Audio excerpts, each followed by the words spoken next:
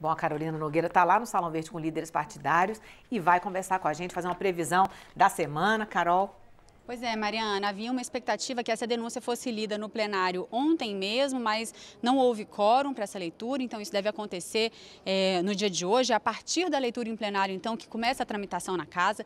A grande dúvida é se essa tramitação dessa denúncia, se ela vai acontecer como um bloco, uma denúncia só, um processo só, ou se vai ser desmembrado, né?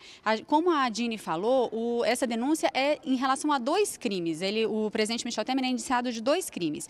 Organização criminosa, e aí ele é indiciado também, junto com os ministros Eliseu Padilha e Moreira Franco, os ex-ministros Gedel Vieira Lima e Henrique Eduardo Alves e o ex-deputado e ex-presidente da Câmara, Eduardo Cunha, e também ele é indiciado pelo outro crime de obstrução de justiça. Então a grande dúvida é como que a CCJ vai encaminhar a análise dessa denúncia. Ontem, alguns deputados comentaram, deputados de oposição, defendem que a denúncia seja desmembrada, mas o presidente da Câmara, deputado Rodrigo Maia, deu a opinião dele que isso não deve acontecer. Vamos ouvir.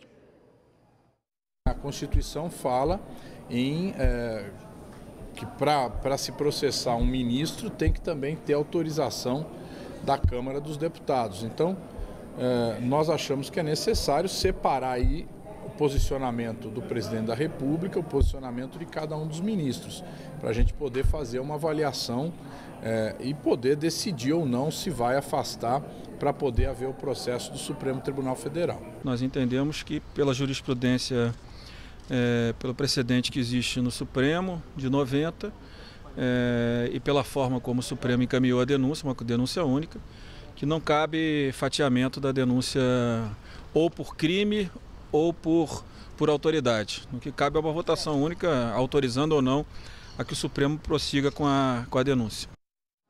A gente conversa sobre esse assunto agora com os deputados Lobe Neto, que é do PSDB de São Paulo, está aqui com a gente, e também com o deputado Zé Geraldo, que é do PT do Pará, também está conosco nessa manhã. Deputado Lobe Neto, em primeiro lugar, por que não houve quórum ontem? O governo não conseguiu colocar quórum para a leitura dessa denúncia? O governo não tem pressa? Qual que é a avaliação que o senhor faz nesse sentido? E sua opinião sobre essa questão, se a denúncia deve ser analisada como um todo ou fatiada?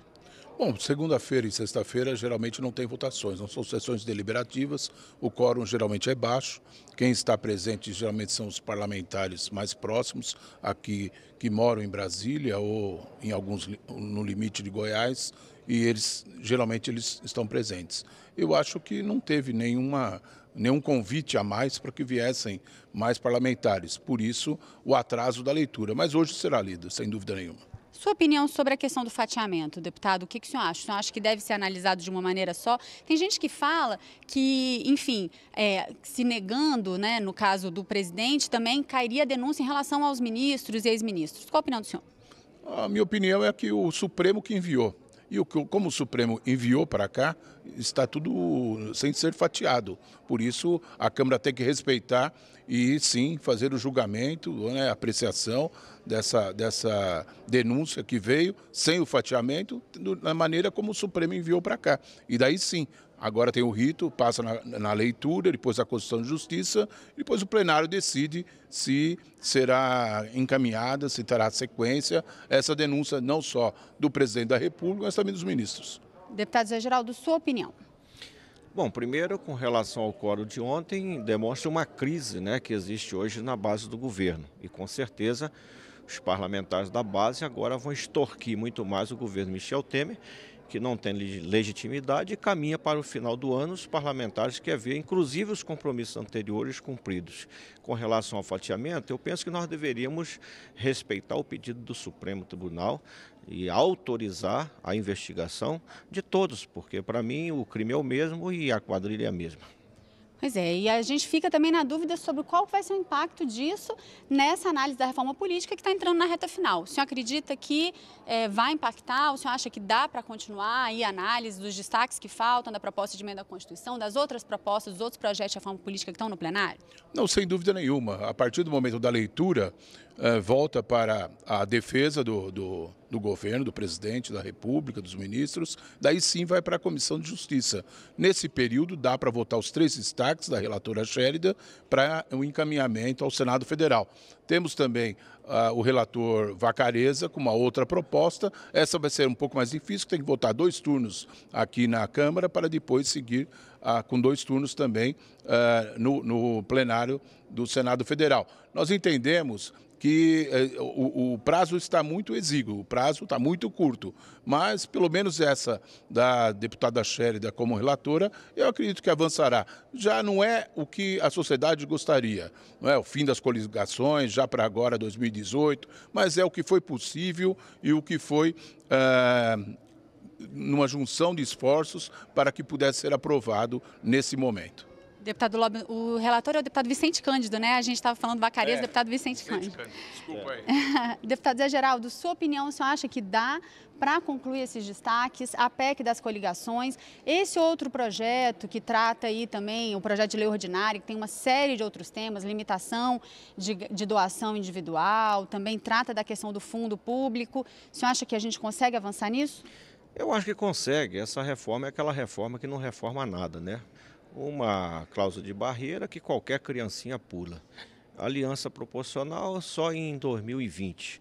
E o fundo, que é um consenso de todos os partidos. Portanto, eu penso que nós vamos ter uma reforma política com esses 3 itens. Um fundo público, uma cláusula de barreira e fim da aliança proporcional para 2020. Portanto, uma reforma que pouco reformou.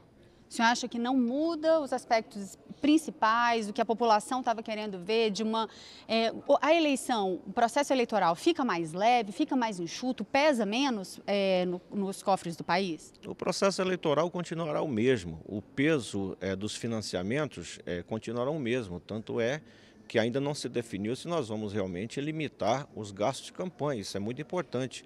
Porque do jeito que está hoje, quem é rico tem muito dinheiro para financiar a campanha. E as campanhas já estão acontecendo. Nos estados por aí afora, o dinheiro público está rolando solto já para aqueles que são pré-candidatos, são candidatos à reeleição. Então eu penso que essa reforma deveria, no mínimo, por exemplo, ter discutido o tempo de mandato. É impossível um país que tem eleição de 2 em 2 anos. Se quer diminuir dinheiro de campanha, vão diminuir o calendário eleitoral.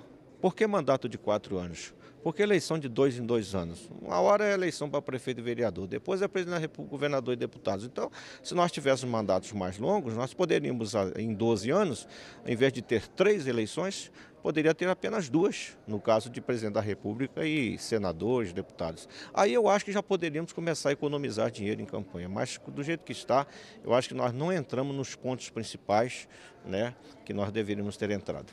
Deputado Lobner, o senhor concorda que é uma reforma tímida? O senhor acha que tem como mudar alguma coisa substancial ainda? Ainda é possível. É claro, quando há consenso na casa é possível. Mas eu gostaria de deixar bem claro aqui, sou totalmente contrário a esse fundo, dinheiro público para investimento em campanhas políticas e também nós temos que limitar os gastos na campanha. Tem maneiras de limitar, tirando algumas obrigações, tirando programa de TV durante o período extra-eleitoral. Você dá para limitar e sobrar recursos para o investimento durante o período eleitoral. Então, deixar bem claro a nossa posição. E aqueles que estão fazendo campanha antecipada, eu acredito que o Tribunal Superior Eleitoral poderá também fiscalizar, através do Ministério Público Eleitoral, já fiscalizar. Tem muitos pré-candidatos a presidente fazendo já política e até fazendo campanha antecipadamente. Deputado Zé Geraldo, tem espaço para votação essa semana de alguma medida provisória? A gente tem a medida provisória do novo refis. Essa outra que a gente viu na matéria que reestrutura alguns cargos do governo, dá status de ministro para o ministro Moreira Franco. Qual que é a opinião do senhor? Vai ter espaço para isso? Depende do governo. Se o governo conseguir mobilizar a sua base, se ele não deixar o crime contaminar, a autorização da denúncia contaminar o Congresso, o governo pode votar. Se ele não liderar a sua base, não trazer sua base, como não trouxe ontem, porque o governo tem pressa em votar essa matéria, mas parece que a base não tem pressa, então é claro que uma medida de refis é uma medida que o governo está usando para aglutinar essa base, que é um refis, na minha avaliação, injusto, Nós deveríamos, nesse momento, estar discutindo uma economia mais solidária, aquela que chega na ponta, nos municípios, ao povo, que gera emprego. Essa história de refis e refis, quem perde é o povo brasileiro. E muitas vezes aquele capital especulativo é que acaba ganhando. Deputado Lobe Neto, daqui a pouco começa também uma sessão especial aqui no plenário da Câmara de um projeto que o senhor acompanha desde o começo, que é a questão do Parlamento Jovem.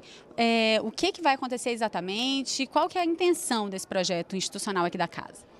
É o exercício da cidadania. Nós estamos trazendo jovens, é um projeto da minha autoria desde 2003, que é o Parlamento Jovem Brasileiro. Então são jovens de todo o Brasil que participam aqui durante uma semana, conhecendo a Câmara dos Deputados, conhecendo o Senado Federal e conhecendo a capital federal. Então é muito importante o exercício de cidadania e para que nós possamos fazer com que novos jovens, novas lideranças na política possam participar ativamente dos processos eleitorais, processo de campanha, porque no sistema democrático que nós temos, o único caminho é pela eleição, é a escolha de pessoas que possam estar presentes aqui na Câmara dos Deputados, no Senado Federal, nas câmaras de vereadores, nas Assembleias Legislativas. E através do fomento, através do exercício da cidadania, da discussão, que nós poderemos ter novas lideranças. É claro que o eleitor tem que escolher a partir daqueles que não têm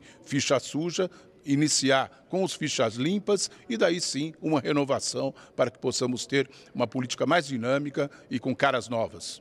Deputado Lobe Neto, deputado Zé Geraldo, obrigada pela participação de vocês. A gente volta ao estúdio com a Mariana.